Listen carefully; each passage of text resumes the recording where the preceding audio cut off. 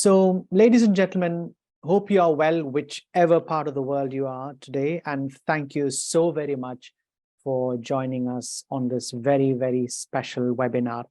My name is Naeem Badiuzzzaman. And today, the special webinar is actually screening From Ayodhya to Leicester, revisiting Ram Ke Naam with Anand Patwardhan on the 30th anniversary of the demolition of the Babri Masjid. The event is organized by Southeast Asia Solidarity Group and Strive UK. Ram Ke Naam is an award-winning film about the demolition of the 500-year-old Babri Masjid in the city of Ayodhya by Hindutva mobs on the 6th of December in the year 1992. Many of us remember where we were that day. I was a schoolboy in a boarding school in Kerala that shut down for a few days, like several institutions. And this was the least of the biggest problems. We knew that something terribly went wrong. That was not only an act of profound violence in itself, but was preceded by a Rath Yatra, a so-called religious procession through the hearts of India, which whipped anti-Muslim hate and violence as it traveled through villages and towns. The demolition of the masjid was followed by riots across India in which some 2,500 people lost their lives. It was also a major factor in the rise of a Hindu and Brahminical-supremacist movement and in the coming to power of the BJP. As the film also shows, Hindutva has long been a worldwide movement which has long drawn moral and financial support from the diaspora. Many of you may have seen online the poster that went around that also asked for funding for the demolition of churches in India, just an example. At this online event, we will show clips from the film, and acclaimed director Anand Patwardhan will reflect on its significance in 2022 in conversation with poet and activist Sharifa Energy and Dr. Kalpana Wilson of the South Asia Solidarity Group. Among the many things that we hope to cover today are the repercussions for the diaspora, particularly here in the UK, in the backdrop of the very disturbing events in Leicester, and also the caste factor that shows the supremacy factor in play. A little bit about what we're going to see. Ram Ke Naam, which is translated as In the Name of Lord Ram, explores the campaign waged by the right-wing Hindu supremacist organization Vishwa Hindu Parishad to build a Ram temple at the site of the Babri Masjid in Ayodhya, as well as the communal violence that it triggered.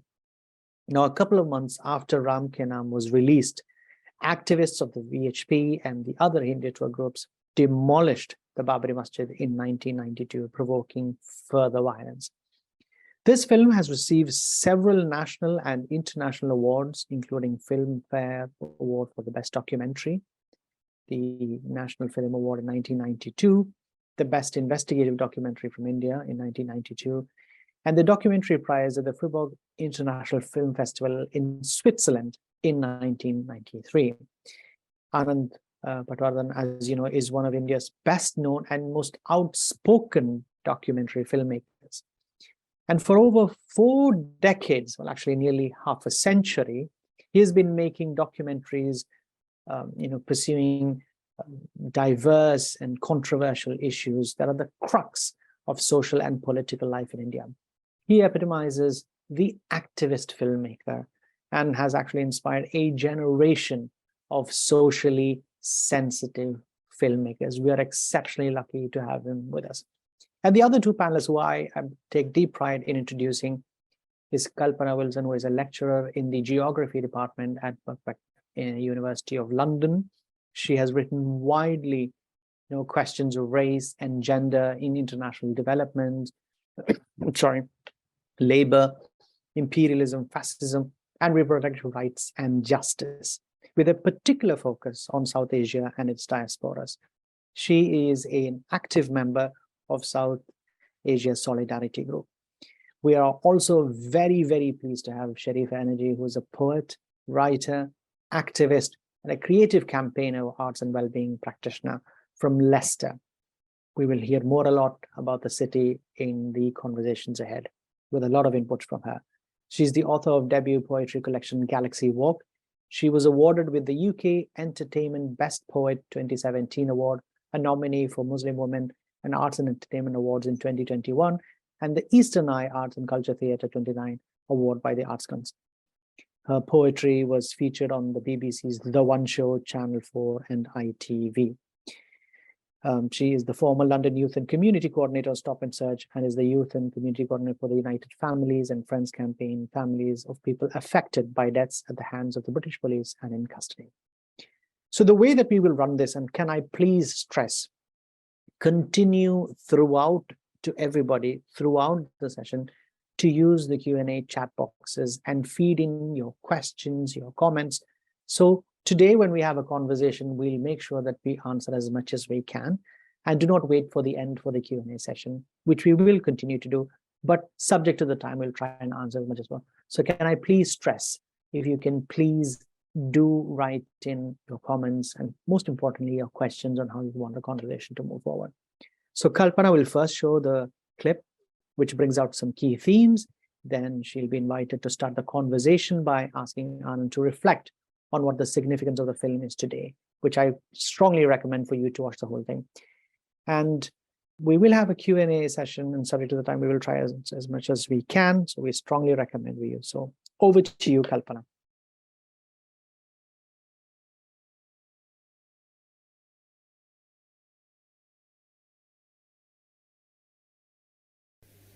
The Babri Mosque at Ayodhya was built in 1528.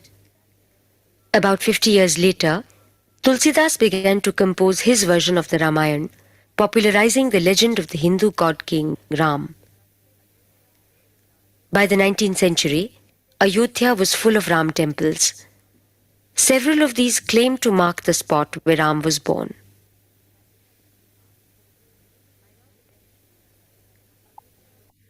By now the British ruled India, but growing Hindu-Muslim unity had become a threat to the empire. The British began to give official sanction to a rumor that the Mughal Emperor Babur had demolished a Hindu temple in order to build a mosque at the Ram Janmabhoomi site, believed to be the birthplace of Ram. The seed of communal discord was sown, but by a mutual compromise, Hindus worshipped at the Ram Chabutra, a shrine in the compound of the mosque, while Muslims continued to pray within the mosque itself.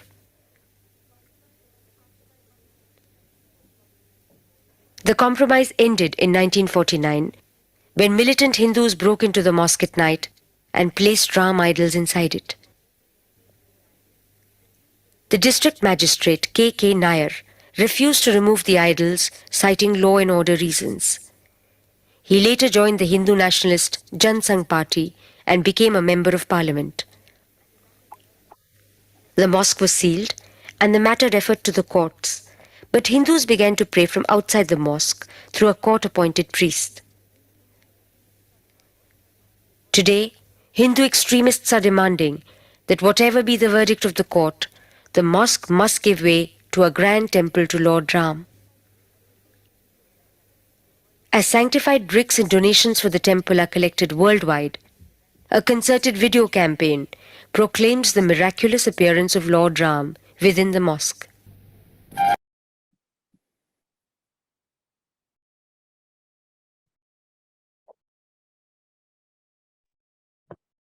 So I hope that everyone could hear that. I think, this clip, and in fact, the film as a whole, shows really powerfully just how planned and orchestrated the steps towards the demolition of Babri Masjid were, right from 1949 and so on. And it also highlights some things which I think are particularly important to us in the UK. At the end of that clip, you can show the bricks from different places, from the UK, from South Africa, and so on, which sort of symbolize the the huge donations which were flowing in through the Hindutva groups even then, and some even sent gold bricks, I believe. So in that sense, this financial support support which is being raised, and the role of the diaspora in that is not something new, as we see in the film. It's something which goes all the way back. And in fact, later on in the film, we also see an income tax department commissioner who tried to highlight the way in which laws were being broken by the VHP in its raising of foreign funds, and he was, of course, persecuted and silenced. And the other thing I think which is really significant for us is the colonial roots of these ideas, the way in which this idea of Indian history as this constant conflict between Hindus and Muslims who are constructed as invaders is very deeply colonial. And we can talk a bit more about some of these things. But first of all, I just wanted to ask Anand, and we're really, just to reiterate, really so happy to be able to have you with us. I just wanted to reflect a little on why you made the film and what you see as its key significance now, 30 years on. 30 years which has seen the kind of meteoric rise, really, of Hindutva and the Sangh Parivar. So, yeah, I'll hand over to you, Anand. Hi, Anand, are you back? I'm back. I can hear Yes. you. Yes. Did you hear the question that Kalpana No, I didn't. asked? No, I was blacked out for a few minutes. No, sure. Okay. So, Kalpana, would you want to repeat your question? Yeah, I just wanted you to reflect a bit on what you feel is the key significance of the film 30 years on, with everything which has happened in between and the kind of meteoric rise of the Hindu right, and maybe reflect a little on why you made the film as well. Yeah. So when I reached Ayodhya, we were following the Rath Yatra in those days. I'm talking about 1990, and the plan of the Hindutva of those days, led by L.K. Advani in the Rath Yatra, was meant to reach Ayodhya on the 30th of October and do Kar Seva. Kar Seva was a euphemism for demolishing the mosque and building that temple in its place. And so we followed the Rath Yatra along its journey at various points. I think we've lost him again. Hello?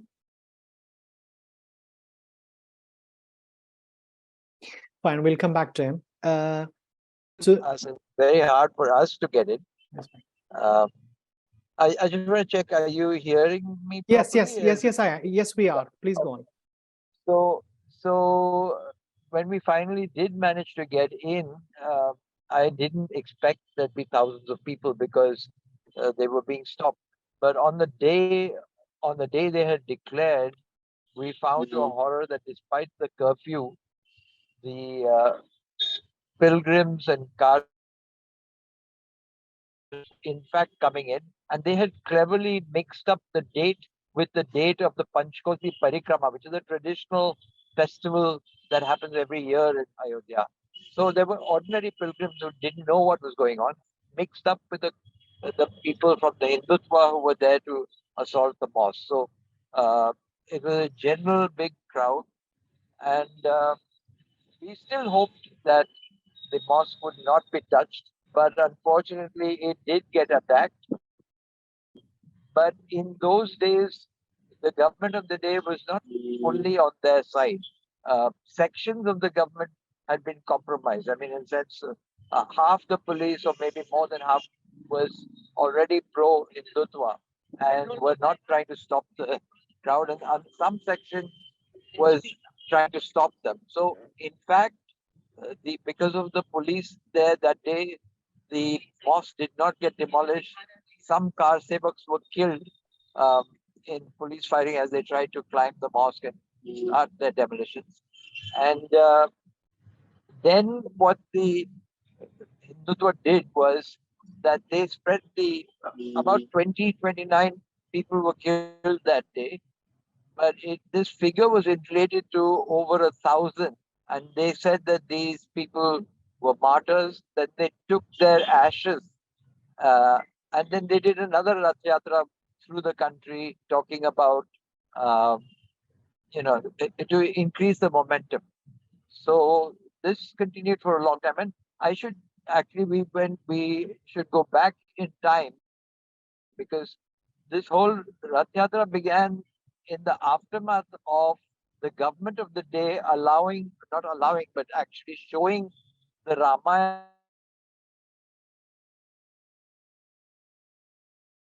I think we may have lost him for a few seconds, but I think he'll come back again. It's very typical as someone on the move. And a TV serial on TV in Darshan, and Ramayana broadcast for almost a year before this complete. So there was a complicity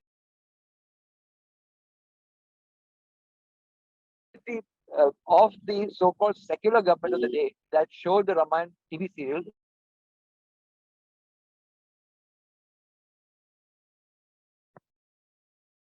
And then the right wing, which was mobilizing, which October 1990, they stopped the demolition. But then 2 years later, they did another assault and they did the demolition. It was the epilogue to Ram Ke Naam. So there was also something that I thought would be of some interest. Can you hear us, Anand? Hello? Yes, Yeah, yes. So bear with me for in another 5 minutes, we'll be able to get to a place where we don't have to encounter the traffic anymore. Yeah, I think in that case, shall we perhaps say a few things and then have another clip, and then we'll come back to you. Yeah, let's do that. Yeah, so not a problem, Anand. We'll allow you to go ahead and make your connections, because we've also got Sharifa here. Yeah, with whom we would like to have a quick conversation about things that have happened. Over to you, Kalpana. Do you want to interrupt your? Yeah, thank you. Thank you, Anand. So, I mean, I think, one of the things which was very striking, and particularly in what Anand is saying, the kind of things which laid the ground, including the kind of soft Hindutva of Congress at that time, is that, these things are not, in fact, about kind of spontaneous clashes between communities. And I think that was something which was very much the kind of broader media narrative here in Britain around what happened in Leicester. But Sharifa, you've talked about the fact that, in fact, it wasn't spontaneous at all, and in fact was carefully planned. And this was something you experienced in the case of Leicester and the violence, which really only came to wider attention in September this year. But people in the community were aware of this, of the activities of the RSS and so on. So do you want to just tell us something about that? That would be great. Hey everyone.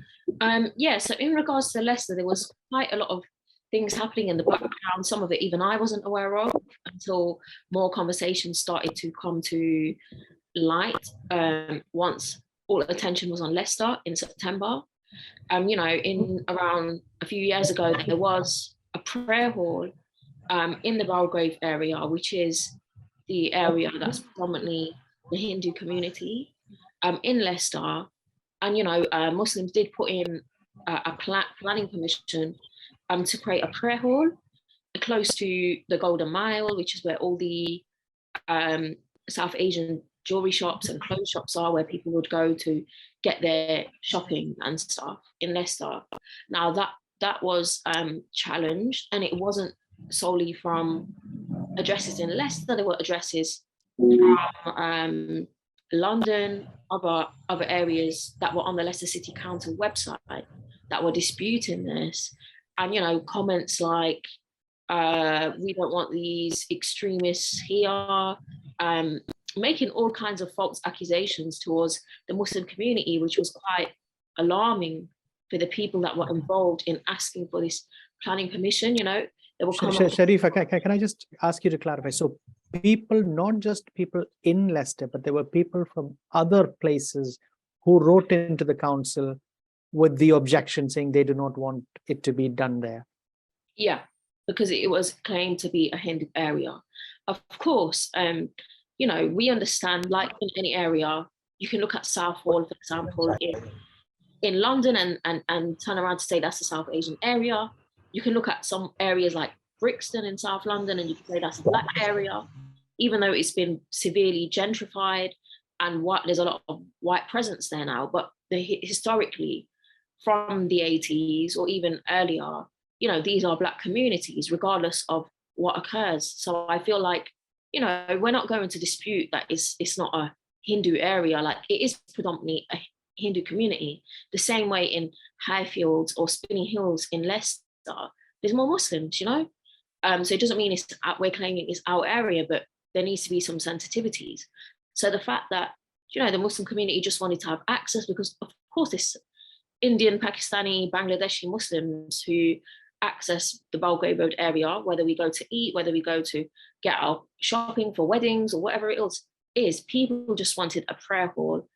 But that was rejected. And also Leicester City Council, whether it came to Peter Soulsby, the mayor, you know, who came out more recently to be like, oh, I didn't realize this would be this bad, and we didn't realize what was going on, but you were informed. There were comments on your Leicester City Council website a few years ago against the Muslim community, and you also withdrew that planning permission. So I feel like there was a lot going on, even from statutory services, where people could play ignorant. But I feel like, you know, if you look through the trail of paperwork through the grassroots communities and actually say, well, is this correct? So even when it came to Claudia Webb, who is a representative for Leicester East, which is in that area in Belgrave Road in Leicester, when she was coming in to take over Keith Vaz's seat, and those of you who aren't aware who Keith Vaz is, he was, you know, an MP within that area. He was also part of, he's a prominent figure in regards to Leicester politics from the Indian Hindu community. And there was a lot of uproar in regards to even his affiliation or encouragement when it came to celebrating Narendra Modi in regards to him being in power, you know, like coming into power. You know, these things, they run deep, because then you've got an MP, I'm just trying to remember her name, Rajul Tejura, who was part of the Evington by-election, North Evington by-election, which is where the Green Lane Road area is, which is where people saw where some of the incidents happened that went to media attention. And again, she didn't win the Labour seat on the basis of the local elections and all kinds of things because of her affiliation and celebration of Narendra Modi. So there is a lot going on in the politics. And we can't, I think what was interesting about Leicester, like many issues, whether it was in London, in Tottenham in North London, when Mark Duggan was killed by British police, and, you know, the whole conversation that arose around Black people, young Black youth and riots. But they didn't put it into context to talk about Joy Gardner being killed. They didn't talk about Cynthia Jarrett and so many other people that have been affected from the Broadwater Farm estate in North London, from the Black community. And the reason why I use this as an example is because we can look at just the incidents that occurred in Leicester, but if you're not looking at the historical context within even the last few years, if you're not looking at certain things, but at the same time, it's easy to point, like just to look down at the working class Daman community and just to blame them on that from the Spinning Hill area in Leicester. But the fact of the matter is the fact there are more people, there's more middle class people with fascist, Islamophobic ideologies that are behind some of this, you know?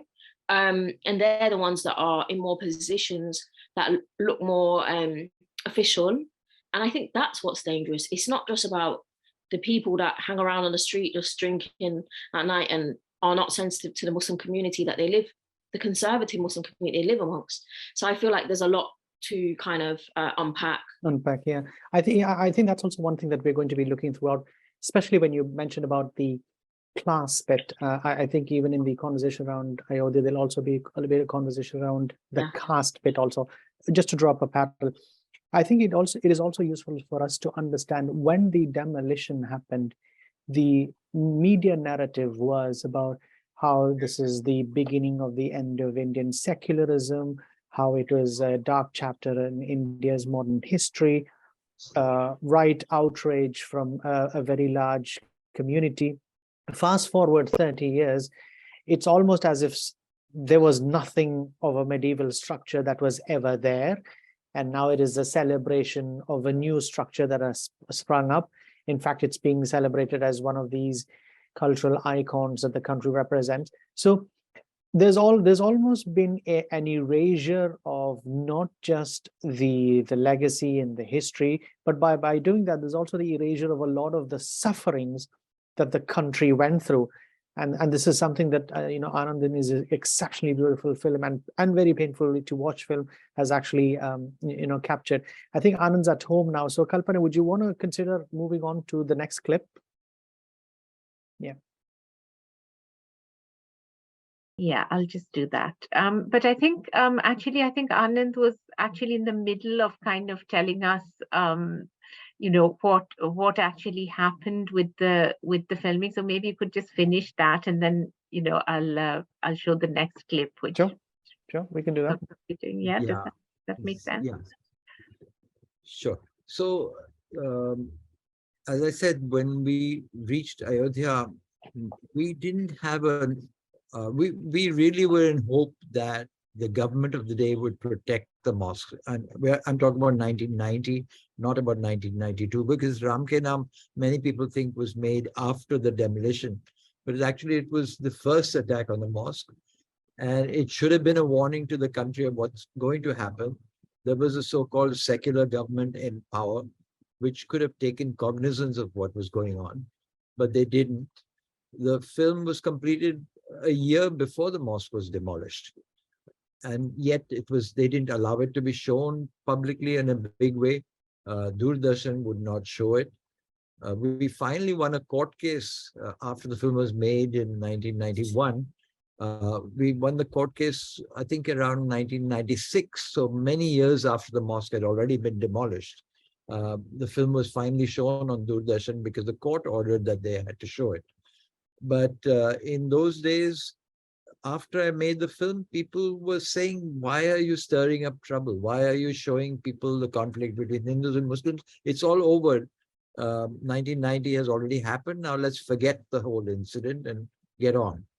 But you can't wish the fundamentalists away. You have to actually deal with them. You have to actually take measures, which the government did not do. In fact, the government of the day meant not just the Congress government, but many governments that came to power in the wake of the demolition refused to show the film on Doordarshan. It took a court order to actually show the film. So the so-called secular governments were not taking secularism seriously at all. They were trying to hide from the fact that there was a rising cancer in the country. And we were lucky in many ways, because when in Ayodhya, as I was saying earlier, when we were still in the taxi, we came across a priest who had actually installed the idols in the mosque in 1949. So that was almost by luck, because we had no idea. There were these people saying, we'll take you to the real people who did this. And they were willing to talk to, this guy was willing to talk to us on camera because he was proud of what he had done. And when he said that he had installed the idols in the mosque, and I asked him, what made you do it? So he said, Ram came to him in a dream. God came to me in a dream. And that's how we did what we did. In fact, God didn't come just to him in the dream, but he came to many other people who participated in the event. God apparently appeared in a dream to all of them separately. And then they got together and did this act. but that fact was not publicly told to everybody, because publicly what the right wing was saying and said more recently, that this was a miracle, that God had appeared miraculously in the mosque. And I show the video that you saw, I think the clip of which was made by Jain Studios, where they have this baby Ram with effects of the 6 avatars at the same time, and people in the day seem to believe that to be reality. I mean, maybe in those days people didn't realize that you could do effects on cinema, and so they actually took it as a kind of a miracle. That was one of the things that is important in the film, because it is evidence that this act of vandalism happened in 1949.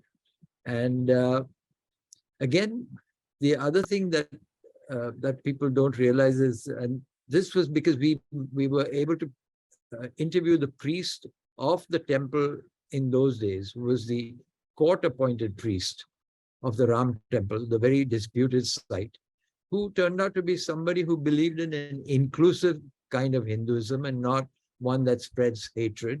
And he was saying openly that these people, the Vishwa Hindu Parishad, who is spearheading this movement, has never come to even pray here. They've never, so it was not a religious incident. It was not something sparked by religion.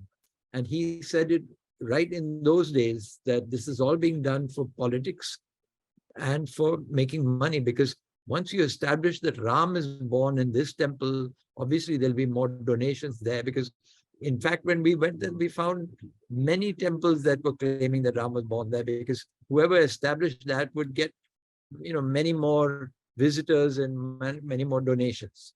So such farcical claims with devastating consequence seems almost as farcical as L.K. Advani claiming that this was one of the darkest days of his life, just to get off the heat from the courts. L.K. Advani, could hardly say that, because his speeches are all on record. Correct. Where he in the film, he's on record saying that why should we bother with the courts? Because how will courts decide whether Ram was born or not? So shall we actually show that clip? Actually, courts did decide whether the courts, when you look at the Allahabad High Court judgment, the courts decided that the property was owned by Ram Lalla, baby Ram, was a litigant in that case, so that they use him as a juridical litigant, and they awarded property rights to a person who is not a historical person. He's a part of mythology, part of religion. Would you want to showcase show the next clip? Yeah, because that we were going to show the clip, in fact, of Pujari Lal Das, where he says those things actually. Have you shown the clip already about the installation of the idols in the mosque? Did you already? Yes, we've shown all of that. So we've shown all of that while you were in the car. Now we'll just show this part. All right. And come back after that.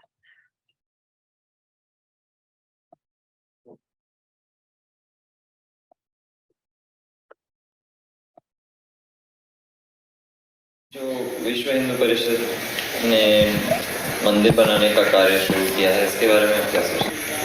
ये तो एक राजनीतिक मुद्दा है।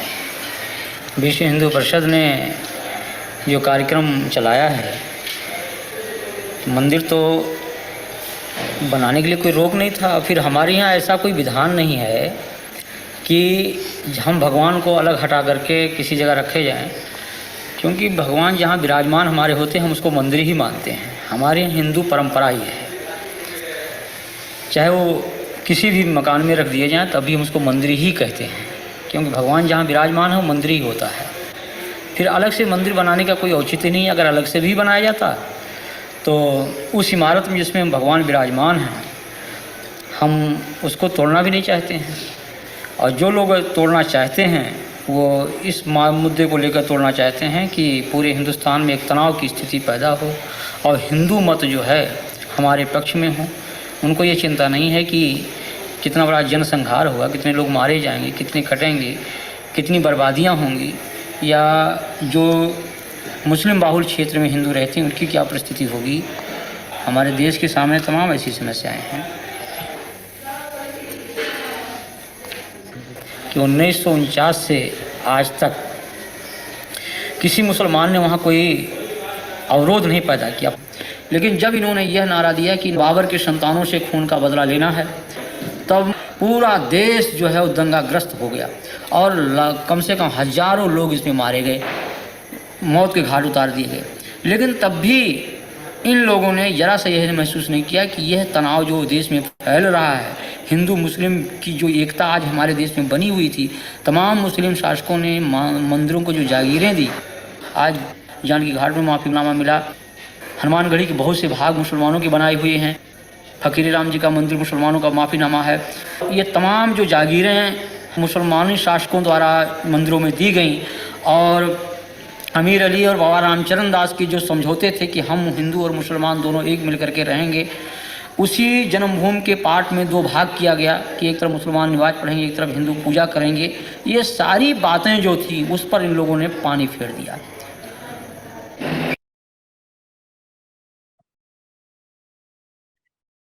Yeah.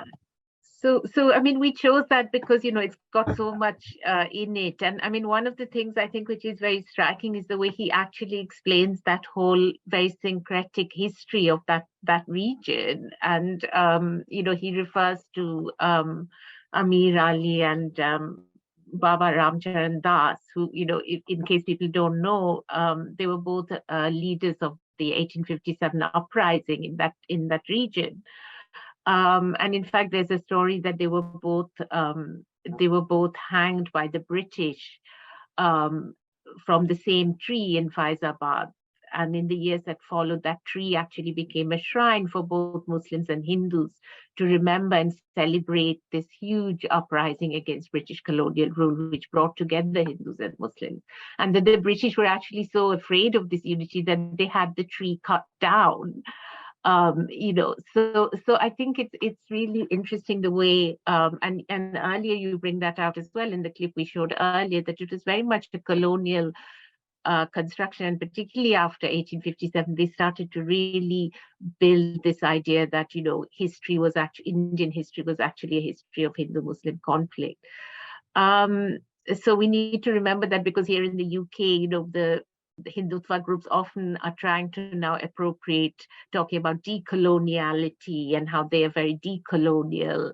So we have to keep, you know, reminding people that actually, you know, these ideas are very colonial ideas in themselves. And they're using it to oppose, you know, the caste discrimination legislation, you know, trying to deny caste, say that it's a colonial idea, all kinds of rubbish, which we're trying to take them on about constantly. But Anand, I know that the person who was speaking was actually, I believe, assassinated after these events. So maybe you could also say something about that, because the silencing of dissent, assassinations, imprisonments have, of course, now become almost endemic in India. But maybe you could tell us something about him and about what happened. Not just about him, but the Ayodhya that I saw in 1990 is very different from the Ayodhya that exists today. And the people of the area, the Faizabad, which is the twin city of Ayodhya, and Ayodhya, where we went for many days in that period, was an example of syncretic culture. Because we met Hindus and Muslims who lived in the villages of the area that was saying that this is not our doing. We have lived here together for centuries, and we go to each other's weddings. We go to, you know, they were talking about communal harmony, and they said it's the outsiders who have come here to make trouble, and that is why this is happening. So not just Laldas, but the general population of the area was not yet communalized to the extent that it has happened today. And as far as the priest himself, he was an amazing person. I mean, he was I knew that after the film was made that he would be in danger even when we met him, he had bodyguards because he had already was an outspoken person who was criticizing the Vishwa Hindu Parishad. And there were many threats against him. So the government of the day had provided him with bodyguards. But then what happened after the demolition of the mosque in 1992, December, the BJP came to power in the state of Uttar Pradesh on the back of what they had done to the mandir, to the masjid. They removed his bodyguards. He was removed as a priest of the temple. And about a year later, he was killed. The fact that he was killed never even came as a major news item. It was buried in the newspapers, one line here or one line there saying this controversial priest was killed. They didn't tell us what the controversy was. The controversy was that he interpreted Hinduism in a much more universalist way. And his Hinduism was not trying to demonize the other. And he was, as you saw in the clip, he was talking about how Muslim rulers had donated property to this area in Ayodhya to build temples. And not just that, but there's another thing that the film points out, but doesn't go into depth. I should have done that more clearly, is that how does the story of Ram begin to become popular in India? It is not till the 16th century where the Ramcharitmanas was translated. The Sanskrit version of Ramayana was not accessible to most people. So Ram was not a popular god, and there were no Ram temples as such anywhere in the country except maybe a few remote places. But it is only when the Ramcharitmanas became popular, Tulsidasa's Ramayana was written in the Hindi Khadi Boli language, that it started to reach people in a big way. And then it must have taken at least a century or two before the Ram temples became popular, because Ram became popular after Ramcharitmanas. So there are two things here. So it's very unlikely, almost impossible, that was a Ram temple underneath the Babri Masjid, because Ram was not yet a popularly regarded god. So that's what we hear now from the Hindutva, is that this is a 1,000-year-old struggle. I mean, ever since the Muslims came, there was this dispute about the Ram temple and the birthplace of Ram and all that, which is really rubbish, because there's no evidence of conflicts on this particular site until much, much later. And then the other thing is that Tulsidas, who is writing, about 50 years or 30 to 50 years after Babur has constructed the Babri Masjid, Tulsidas is also in the area and he's writing the Ramcharitmanas. He does not talk about the fact that the Ram that he's talking about, his temple has been destroyed by the Babur, the Mughal. So there's nothing to suggest that Tulsidas is complaining about the demolition of the place of worship to Ram. Yeah, It's no, I think sorry, Sorry. go ahead. Yeah, it's interesting you raised that point. I was also wondering, I know this may be a bit of a left wing, but Sharifa, there was something that I mean, before the event started, you were also putting a point about. So would you want to go ahead with your question directly to Anand on this then, perhaps? Yeah, my question was about the rumor that you mentioned that Britain created. What you mentioned right at the beginning of the documentary, which I think is really interesting. And for me, as somebody who lives in Britain from the diaspora, it's always important to create that link and to understand how Britain are always the quote unquote, like the stirrers when it comes to the global south. So I want to understand more about how much do you feel like Britain are responsible in regards to this? And can you just explain to people a little bit more about this specific rumor? Absolutely. I mean, 1857 marks the time when Hindus and Muslims united and almost succeeded in throwing the British out of India. They came very, very close. And it was only because the British had spies and collaborators within the Indian system that they were able to retrieve the situation. They had already lost even Delhi. So this empire was actually humiliated. It was an empire at that time. It was a East India Company. After all, the British didn't come to India as a conquering country in the beginning. They came as, doing trade, so you see the link between trade and imperialism. So the trade was the first entry into the country. East India Company, after 1857, after that first war of independence that was fought by Hindus and Muslims, then the British took over. I mean, the government, the imperial, the king took over the East India Company, I mean, the Indian region. So it was very important. And one of the lessons that they learned from what had happened in 1857 is that they cannot survive in India unless they use divide and rule. They have to break this unity between Hindus and Muslims. And as Kalpana talked about, the Amir Ali and Baba Ramcharan Das, she's read, this was an example of people's unity that had created a compromise that lasted for 100 years, till the 1949, when the idols were put into the mosque at night. There was this compromise between Hindus and Muslims, and everything was going on smoothly. There was no conflict.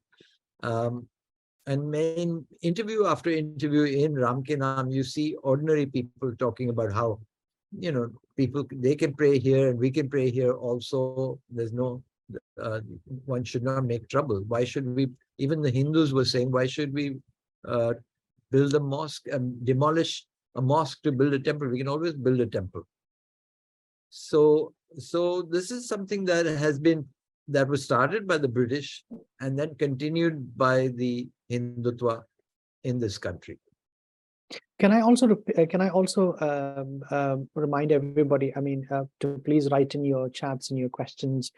I see a few raised hands where there'll be an opportunity, hopefully towards the end of the session. But if you can please put in and type in your questions, Anand, Kalpana and Sharifa would be very happy to look at them and also make it part of the conversations.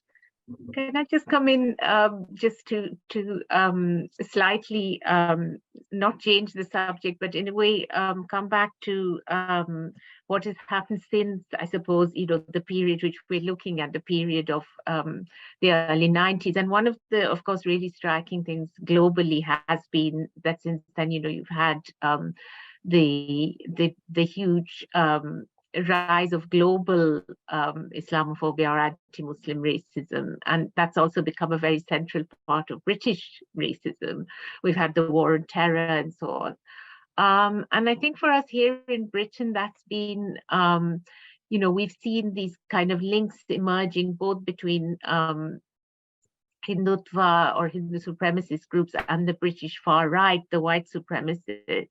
But also kind of, the approach of the state is very much affected by that. And I wondered, Sharifa, if I could bring you in to just say a little bit about, the kind of policing which went on in relation to Leicester and more generally, I know you've been doing a lot of work with young Muslim people in terms of policing and their experiences. So maybe you could say a little bit about that. I think the way that the Leicester community, the South Asian communities were policed after all the incidents in Leicester, and even more so before the end of September when it really took to headlines, because, the police, they had a Section 60 in the area. And for those of you who are not aware of what Section 60 is, it means the police having powers to stop and search anybody without reasonable means of suspicion. So they don't necessarily need to say, oh, we're looking for somebody in a black tracksuit or someone who's wearing a white jobber or something, And I feel that was really upsetting for people, because it was like, why are the young Muslims being stopped? There were people I know of that were stopped because they had a keychain, and the guy, he lost his key or something, but he still had his keychain in his pocket. So again, that was accused of being a weapon. You know, and if you're talking about Muslim guys that just go out there every day, they're not causing any trouble, they just go to the mosque, go home, go to the mosque, go home, you know, quite pious young men as well. And I feel it was a lot of uproar. And even the fact that Leicester police, they had made promises on that Saturday morning at the end of September. They had made promises to the Muslim community when they were still trusting the police to say, you know, do you have it all under control? Is there anything? They were like, yeah, don't worry, we have it all under control. And this was the weekend of when, just before the Queen's funeral. And they lied. And they did have, even one of the officers by mistake said, you know, they did have intelligence that there was potentially the Saturday demo where over 300 people, majority from the Hindu community, who came through, masked up and walked into a predominantly Muslim area. And I feel that in itself created a lot of distrust. But in terms of the policing, I myself know some of the young Muslim men that may have a criminal record from prior, but for me, it's about the fact that some of them, I know someone who was in the gym when things kicked off, but his house was raided by armed police. And he said, for the first time, my mom actually said to me, do you know what, there's something wrong here? Because obviously, of course, we can talk about Islamophobia, but if parents themselves sometimes accuse their sons or their children of, you know, being these criminals that the state likes to portray them as, this was one of the first times when the community lost complete distrust. For myself, I'm always talking about the cases in Britain of people killed by the police, or I work around stop and search for years. And I feel like the fact that the Leicester Muslim community still had a lot of trust in the police, and that was lost in September, shows a lot. And a lot of the incidents that occurred was due to the distrust of the police, and in terms of the police over-policing the Muslim community. Why were these men not, the police had already kettled people when you can't come out of a certain region when they've, you know, called for a kettle. But why were these men that when they'd come from wherever they'd come from in their hundreds to cause an uproar, shouting Jai Shri Ram, why were they not? And the police knew they had weapons. There's videos of people that I know saying they have weapons, can't you see? What are you doing? And the police weren't stopping it. They were just like, oh, we don't want to cause it. Like, why are you behaving like this? Why are you trying to say, oh, we sent all of our force to London to police the Queen's funeral? It's out of order. And, you know, there was so much mess around it. But in a place like London, it's a lot more clear. There's clarity. You go to, again, like Broadwater Farm that I mentioned, you know, they're a community that were occupied by the police after the murder of PC Blakelock, after Cynthia Jarrett was killed. And I feel like, you know, they know, because they had over 9,000 police officers on their estate for over a year, you know. And I think it's more clear in London. You can see the state violence, but in Leicester, the community gradually lost trust. You know, they were like Muslim middle-aged women that would never say anything against the police because it serves them. They're from either like middle class or whatever it is. But it was like a lot of people began to lose that trust, and that is very telling of what went wrong with the policing of Leicester, and specifically the over-policing of the Muslim community. And, you know, Leicester police gave figures of number of people they arrested. Why were more figures? Why more majority of them Muslim? What about people that come from out of wherever? You know, why was that not taken into the same light? And why is it that Muslims are always the target? You know, even this week with the Home Office statistics, it's come out that 46%, I think, 47% of terror offences are from white people. Then it's Asians, I think 27%, and something around 7% are Black people.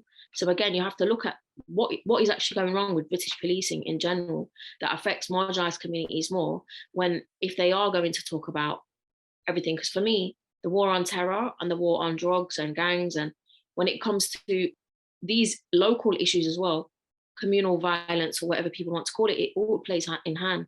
So yeah, I think that's something that you're right. I mean, there is a major there is a huge imbalance in either proportion or the balance of power that there is. And I think this is going to be an important discussion as we move forward. We have a few questions on the board, but what I think, Kalpana, would be useful is for us to play the next clip that you have, simply to make sure that we get the audience to see as much of the work that that Anand's shown us. So shall we play another clip and then go on to more questions? Yeah. I mean, just to say that the next clip, I think, really reflects another thing which is really powerful in Anand's film, which is that it really brings across very clearly the demolition of the mosque and Hindutva more generally as an upper caste project, as a Savarna or dominant caste project. So I think that is something which we wanted to also share some clips which really show the way in which people from oppressed caste not only didn't identify with what the Hindutva groups were doing, but they were actively kind of opposed to it. And so the next clip is about that.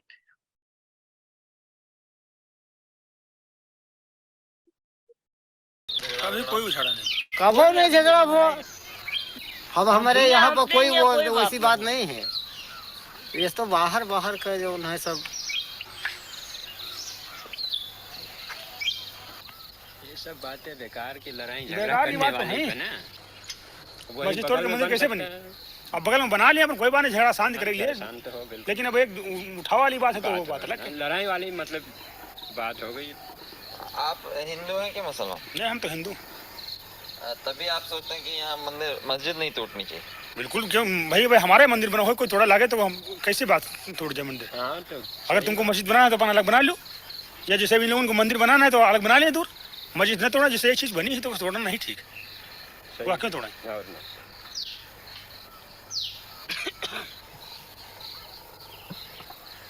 आप लोग कौन सा जाते हैं? विश्वकर्मा, लोहार, मतलब लोहे का काम करना है।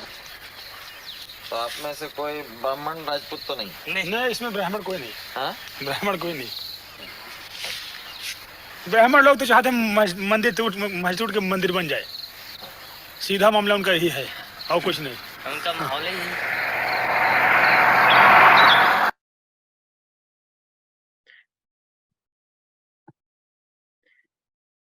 Yeah. So in fact, 1990, when the film was made, I was actually criticized about why am I asking people their caste. It was, even people from the left didn't understand the significance of caste. In 1990, but most people were not talking about caste at all. And I started asking people their caste because I saw the correlation between those who wanted the mosque demolished and those who couldn't care less or were actually opposed to it. And I could see that this was an upper caste project. That is no longer true today, because in 1990, one thing that was also happening at the time was the Mandal Commission report was being implemented. The Mandal Commission report was giving reservations or affirmative action for OBCs, the other backward castes. Well, Dalits already, after independence, were given there was affirmative action, and Dalits had some reserved seats in government jobs and some reserved seats in colleges. But Mandal Commission showed that there was a large section of other castes, other backward castes were also being deprived. And when they started to implement, when the government of the day, which was VP Singh's government, tried to implement the Mandal Commission report and give reservations backward caste, Hindutva actually, this assault on the Ram temple is linked to that moment, because they turned the narrative around from caste to temple mosque. So they created a common enemy for every Hindu, which was the Muslim, to divert the attention from caste issues, because they mobilized around Hindu Muslim. But then in around this time, they seem to have realized that they were making a mistake, because the Hindutva project could not grow if it was only appealing to Brahmins and upper castes, because that's a tiny percentage of society. They had to have a large force behind them. And so then they started going easy on their attack on caste, and they started to appropriate the caste issue. And today, if you see it, the BJP and Hindutva has its largest base amongst the other backward castes. There was this question that also came in. I mean, we will continue with this one, but there was one question that I thought would be useful for us to.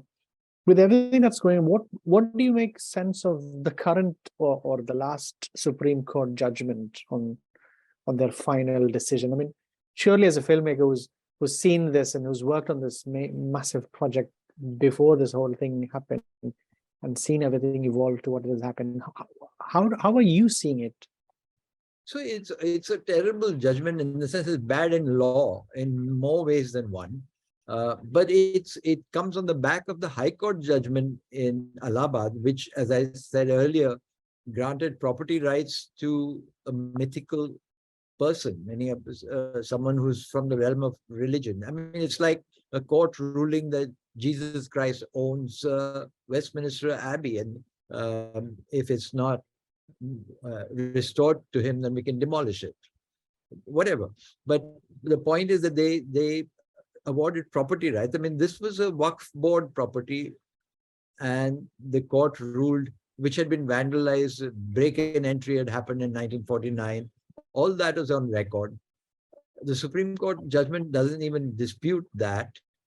It grants the fact that there was break-in entry, illegal installation of the idols. It even grants that the mosque was illegally demolished and there were culprits. But it said that we don't know who those culprits are. So the demolition of the Babri Masjid was recorded for hours. I mean, it was on TV in India, it was on TV all over the world. And you can see the faces of the people. Not only that, many of the public figures from the Hindutva were boasting about the fact that they did it. In fact, not very many years ago, Cobra Post did a sting operation on the accused, because there was two cases going on about Babri Masjid. One was a property matter. The other was the matter about the illegal demolition. Now, the court chose to hear the property matter first, awarded the property rights to the people who had done the demolition so that they could be rewarded for what they had done, and then decided on the demolition and the actual illegal act of demolishing the mosque. And then they said, we don't know who did it. But this Cobra Post sting operation interviewed many of the people who had been accused in that case. And those people, it was done on a hidden camera, so they didn't know they were being recorded. But they're on camera saying that yes, they did the demolition. They even talk, this was about the first assault, the one that I filmed, 1990 assault, in which they on camera say that they actually put their car sevaks, the poorest, they didn't say poorest, but they said they put the car sevaks in the front of the rally, knowing that some of them would be killed in the attempt to demolish the mosque. So they knew that their own people are going to be killed. They wanted that to happen. They wanted that to happen because then they would make martyrs of this. And none of their big leaders were killed, of course. They put the people from the lower caste that they had mobilized in the front of the whole thing. And this is on record. It's on hidden camera recording. Now the court does not recognize this moment and says we don't know who did the demolition. So Kalpana, to your point, the thing about caste is coming in again, isn't it? Yeah, I mean, I think this is, I mean, in a way so resonant even now that, like, even the context of Leicester, there's very much this they're doing it by the same playbook, and actually, quite happy to throw people under the bus. Like Sharifa mentioned, there's, the working class, more recent migrants from Daman, in order that they can create this narrative of kind of, Hindu victimhood, and now they're calling it Hinduphobia. But I just want to come back also on the wider question of caste, because I mean, in a way, there's been this kind of double move, hasn't there, Anand? You mentioned about how there's now much greater sort of attempt to appropriate, even trying to claim Ambedkar, which is really absurd. But at the same time, there's so much, intense violence against Dalits, which is being overseen by this regime, and also, of course, the moves against reservation are again underway, right? With the recent, the recent judgment, which allow basically saying reservation for upper castes because it's the economically weaker sections. And we are going to be doing, in fact, our next webinar will be precisely looking at that, and that whole question of the sort of, because the RSS has had this agenda of getting rid of reservations for decades, really. So I think that, just drawing on our experience here in Britain, because here as well, there's been, Dalit organizations have organized for some years to try and get caste discrimination recognized in the equalities legislation here in this country, because it's a very big phenomenon, in fact. And that's really been one of the things that the Hindutva groups here have mobilized around, saying that, even talking about caste is an insult to Hindus because no such thing exists. It's a colonial invention, which is just so ridiculous, of course. But, in fact, the chair of the National Council of Hindu Temples, which is in fact very much a Hindutva organization, is actually on record saying that using the word caste is equivalent to, it's a slur, and it's equivalent to using the N-word. It's that kind of a slur against Hindus. So this is the kind of, really absurd, but also incredibly kind of violent,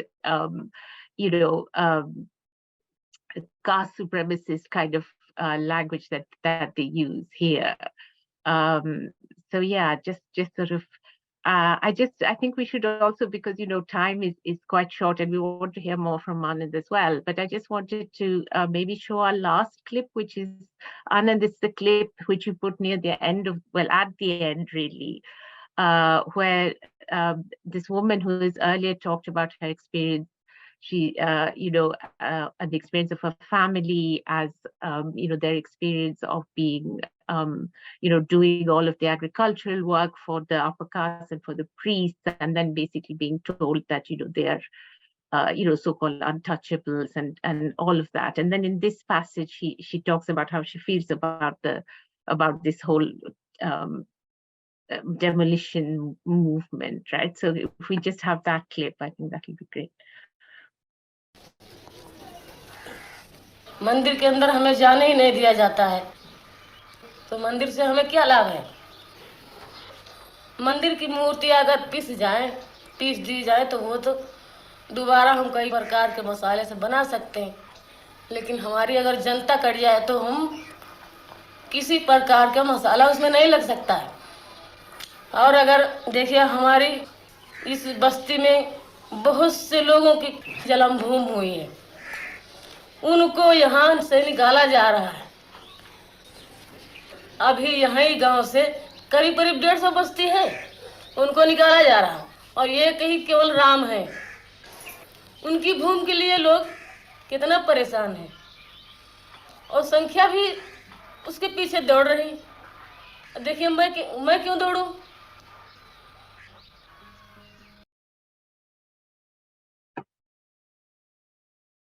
So that's really powerful. Do you want to just maybe tell us a bit more about her as well, and who she was, and how she became involved with the film? No, so this interview was done not in Ayodhya, but somewhere near Lucknow in a Dalit basti. Dalit. So this is pre Mayawati's time, but it is, I mean, pre in the sense Mayawati was already there, but this is the mobilization that was happening in the Dalit community as people became conscious, I mean, and were fighting and were understanding what caste had done. And yes, so she's one of the many outspoken people that I met. And in the same area, we also filmed another person who talks about how Hindus and Muslims can live together in harmony, and they've always prayed in the same area, so why should we bother now? Yeah, so that was what made me understand that there was a caste dimension to what I was filming, because I didn't go there with the idea that I was going to make a film that also talked about caste. But once I came across this so clearly, then I started asking that. Mostly I asked this question about what caste are you at the end of the interview. So you actually hear what they have to say, and then as an afterthought, we also know what their caste is, and then so you can draw that correlation. Okay. Kalpana, there's a question that's come on the chat, and something for you and Abu Sharifa to weigh in is. So, I'd like to get a greater understanding of how much and how Hindutva has taken a hold in the UK, and how the communal climate in Leicester has changed in recent years. Perhaps some historical perspective with with funding that started in East Africa with migration. Is this something that you and Sharifa could quickly come through, and before we go back to the rest of the movie? Yeah, I mean, I think that one of the, maybe I could say a little bit about some of the sort of earlier history, and then Sharifa, if you could come in on this, particularly in relation to Leicester. I mean, one of the sort of very long-term things is the way in which the RSS has organized its overseas wings, which in fact, in the UK, I think the earliest one was in Leicester, and it also had, was very much there in East Africa, where, as we know,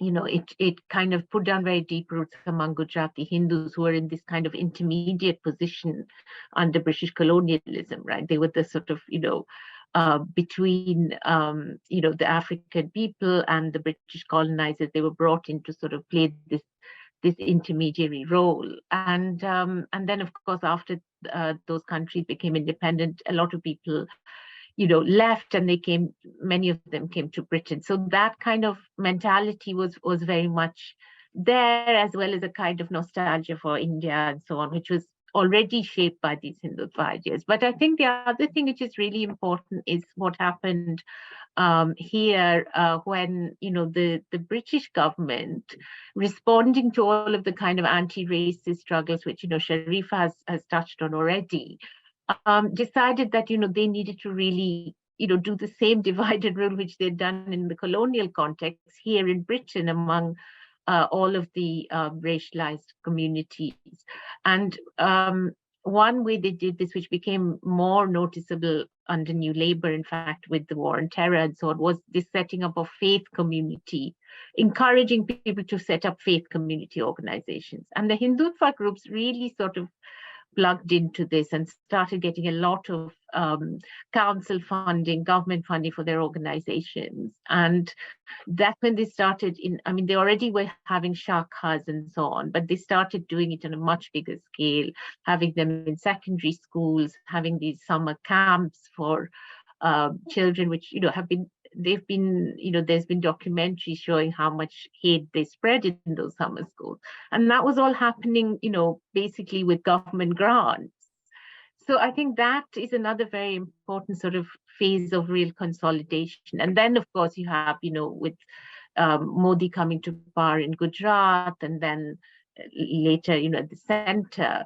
And then you have, certain people like certain MPs who have consistently kind of backed Modi, like Barry Gardner, Brent Bob Blackman in Harrow and so on. And they really sort of project them in a big way. But I think there's, so there's all kinds of levels on which it's operating.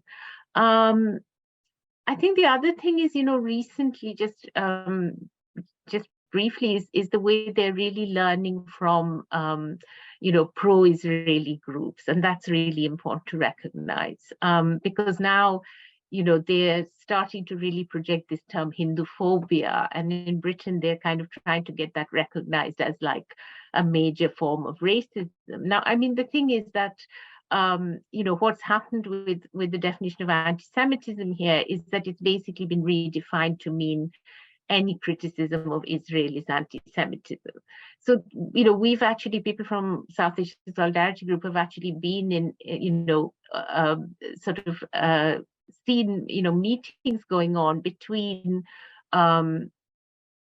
these Hindutva groups and the people who developed the IHRA definition of anti-Semitism, which basically links it to criticism of Israel, and actually was saying to them, tell us how you did it, we want to do the same for Hinduphobia, and of course there is a big difference, because anti-Semitism does have a whole, it is a real thing which has a very real long history, and it's very material.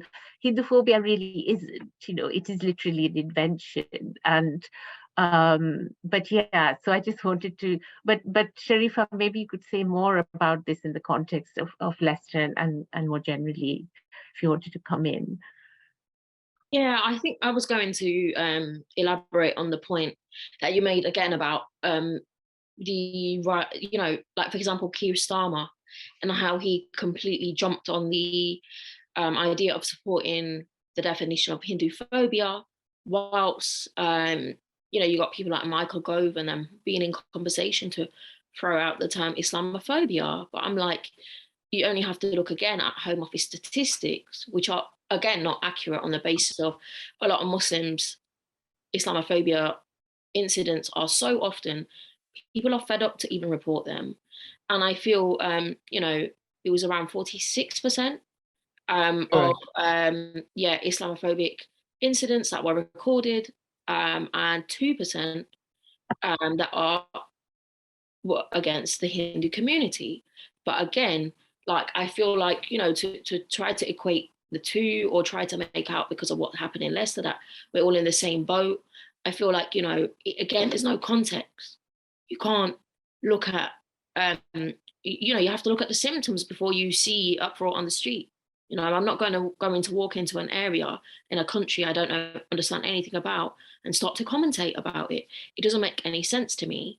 But I feel like in regards to Leicester and the rise in far right-wing fascism is the rise of Islamophobia. But for me, it again shows that it's been really interesting to observe, as someone from Leicester, at the time when everything was kicking off in Leicester, I was actually in Palestine, and I was on the phone to my friends in Leicester every single day.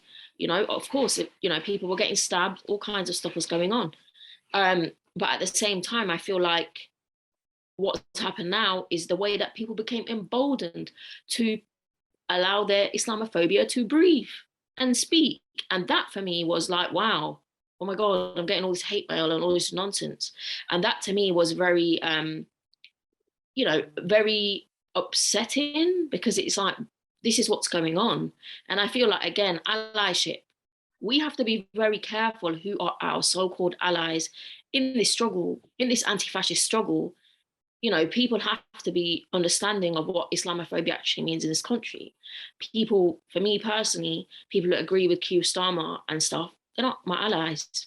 And I say this as somebody from the Muslim community, and a Gujarati, and I feel like that in itself is really important. So we have to be careful as well, as for those who portray themselves to be allies or are now going to be fixated about things and try to create more, so-called solidarity with Indian communities. I think to me that is very concerning. And yeah, we just have to be on our toes, because at the same time, those of us who are in solidarity with Palestine very vocally and speaking out against any sort of Islamophobia or far right-wing Hindutva fascism, just Islamophobia in general, that's like orchestrated you know, we're targeted twice, and I think that in itself is very upsetting, but it also makes people wary about speaking out. So I think these are the type of things, yeah, for me, it's just be observant about who you consider your allies. Correct. And I mean, it's such an important point. I think really important to sort of like keep making it absolutely clear that, you know, where this idea of Hindu phobia is coming from, because we can see it before our eyes being kind of established as like this is a real thing and this is the main kind of racism which Indians face, which is simply not the case. Indians do face racism, but it's not because they're Hindus, right? I mean, that's where they're trying to kind of change that definition completely, and you can see it kind of getting entrenched. So it's really, really important to keep fighting that and exposing that. Sorry, Naeem, I think. Yeah, the thing is, there's just two questions that have come. Maybe we just hear out the questions, and so I know we're a bit short on time. So Anand, we're going to ask you to do the conclusion with last remarks, but there are two raised hands from Razi Ashraf and Kavita Panot. I'm happy for both of you to ask the questions very quickly.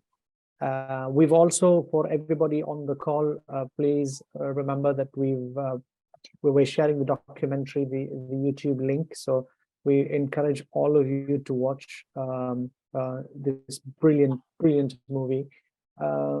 If we could unmute Razi Ashraf and Kavita Banot for you to please ask your very quick question.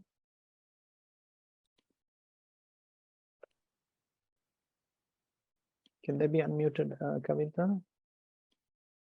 Or maybe they could type. I think they'll have to type it in, Yeah, because if you the webinar is quite difficult to all right. read. Yeah. Okay. All right.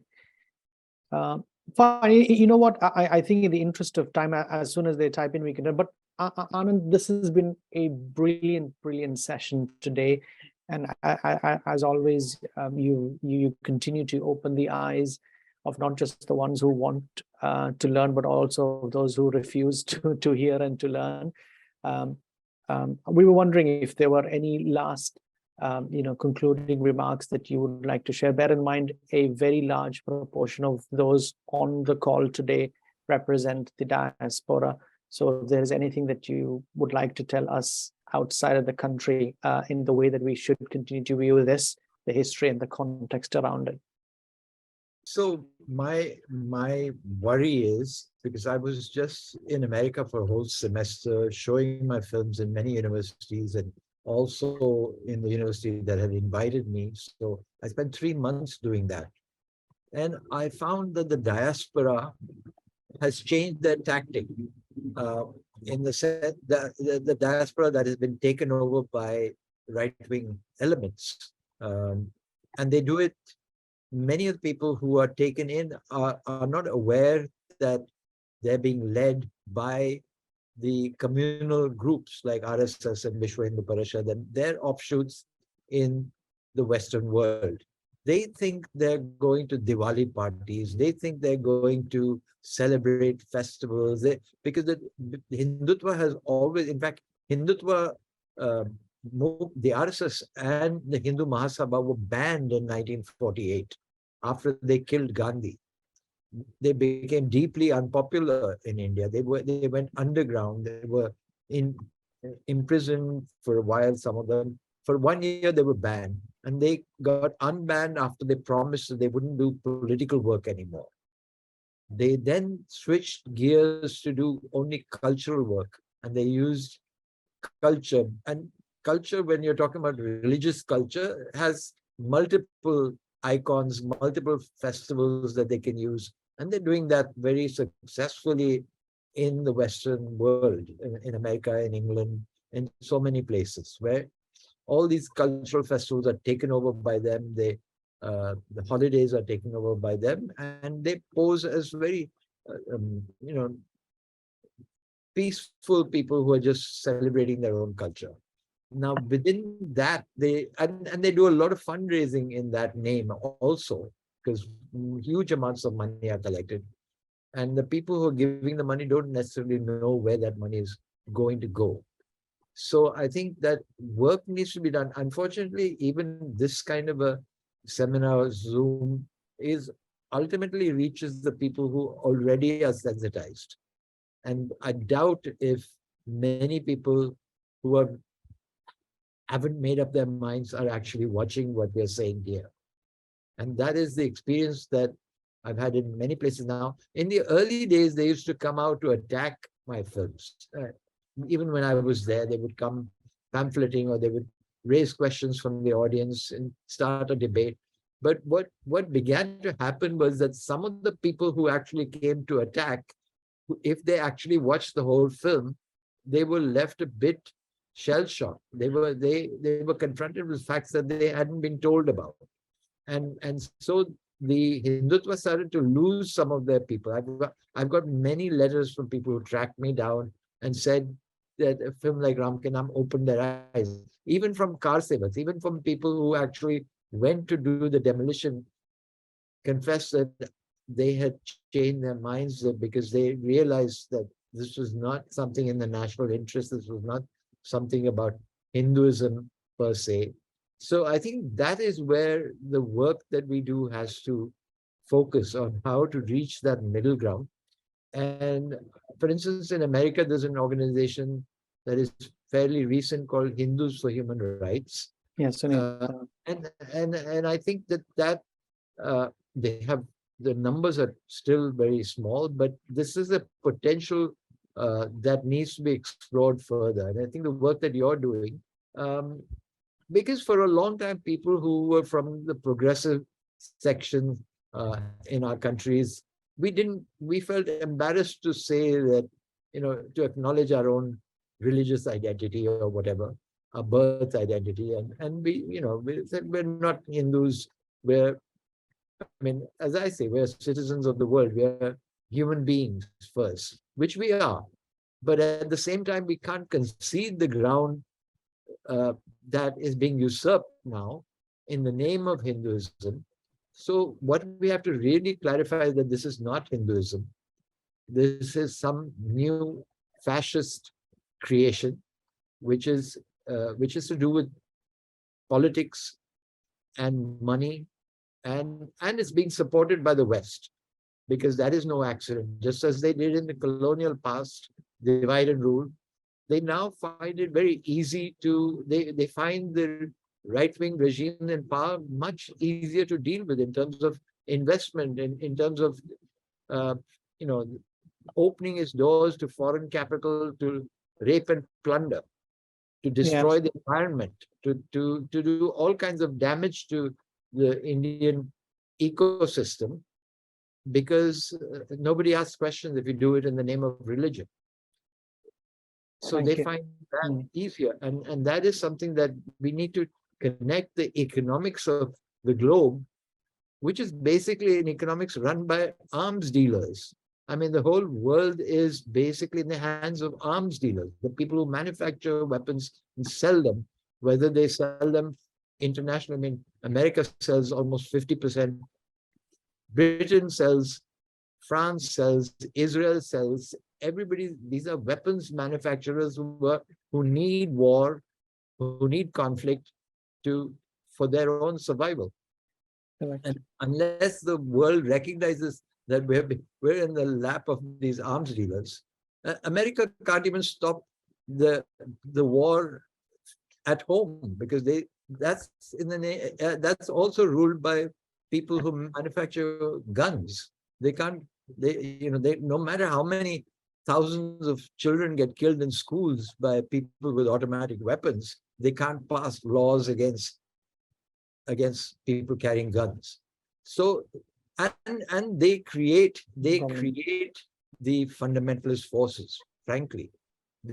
Who created Bin Laden, who brought him from Saudi Arabia, planted him first in Pakistan, then in Afghanistan, gave training to these militants to fight the communists of the day in Afghanistan.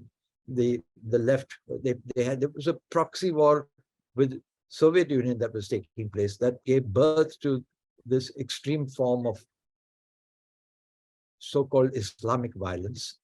And just as it's a so-called Islamic violence that is actually created by the West for their own economic needs, so is the Hindutva violence. So actually, it's when the people, the youth of the day that might be misled by some priest or some mullah shouting about or preaching about violence, when they realize that their fathers are actually the very forces that they claim to be against, the Western, the powers that are actually ruling the world, are creating this religious violence. And so it's when that recognition happens is that when we can wrest back some control. Okay. I mean, I think these are pretty, bigger, broader points. we had actually initially thought of actually ending it now, but I think it's only fair that there are two questions that were directed to two of our other panelists. Thank you, Anand, for giving us that gem that we so very much wanted to be. Sharifa, there's a question that's come in, and I think it's specific to you, and maybe we can answer it very, very briefly. It's very clear that fascism in India is political, and they want nothing but political power. What do they want in the UK? Is it just mere communal hatred, or is there a bigger agenda? If we can answer that very, very briefly. Okay, so when it came to Claudia Webb, who was, going for the seat in Leicester East in the Belgrave Road area, now when there was a canvassing against her by overseas friends of BJP, this is in Leicester, informing Hindu audiences to vote for Conservatives and not Labour, under the guise of a vote for Labour would be a vote for Muslims, and vote for purity or vote for poison. The poison being the party of the Muslims it claimed for it to be. So aside from the anti-blackness against Claudia Webb, this is what was going on. Even her support for Kashmir was opposed, and any conversations around Kashmir weren't brought to the table. Some Labour councillors resigned locally when indoctrinated to believe the Labour Party was a Muslim party and not a Hindu party. Now, again, that speaks for itself. But I will have an article coming out. You can follow me on social media, Sharifa Energy. So I will have an article coming out soon that details a lot more, so you can have a read of that. That will explore it further. Thank you. We're looking forward to that. Thank you so very much, Sharifa. Kalpana, any closing remarks, which I think we must. I think it's important that we make that point from your side too. Yeah. I mean, I just wanted to say really that for us in SASG, I mean, it's very much also about building those links with those who are resisting in India, and just to sort of highlight the fact that there is a tremendous amount of resistance going on.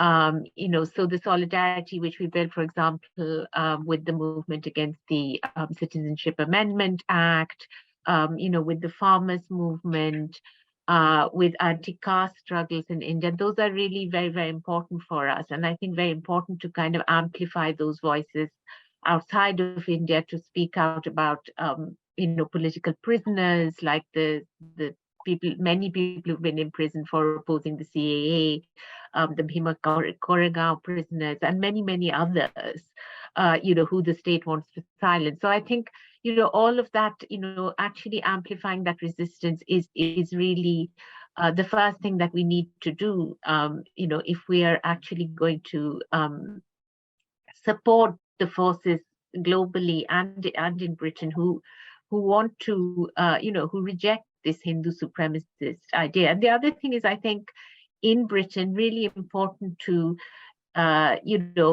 speak to the broader left, the broader progressive activists, and I think Sharifa has said this as well, and really make them aware that, if you understand the fascism of, Trump or Bolsonaro, you also have to understand, what Modi's fascism looks like. You have to understand what, Hindu supremacism has in common with white supremacism and all of these things, and just keep actually explaining and making those connections of solidarity. Fine. That's very, very, very important for the diaspora to understand. And thank you so very much for making that point. Can I first Thank everybody who has joined the call. Please do not forget to go on YouTube and to watch Ram Ke Naam. It is an eye opener. It's a phenomenal piece of cinema that opens up our eyes, not just to the horrors, but also to the context in which all of this took place. We are very grateful to Anand for having spent time with us. We are very lucky to have you with us. So thank you so very much, Anand, for your time. And of course, we continue to engage with you, and hopefully there will be future events that we can continue to hear more and also be updated about your future projects too. Thank you, Sharifa, for joining us and also for sharing your experiences with the several hats that you wear. And lastly, Kalpana, as always, thank you so very much for your time and for your wisdom on this. Can I please close on behalf of the Solidarity Group and Strive UK? Thank you to all for joining us on the webinar today. This will continue to play out, and we will have more features and events. Please do not forget to follow us on Facebook, Twitter, and Instagram. Thank you all. We will now be closing the webinar. Thank you all once again, and have a wonderful evening.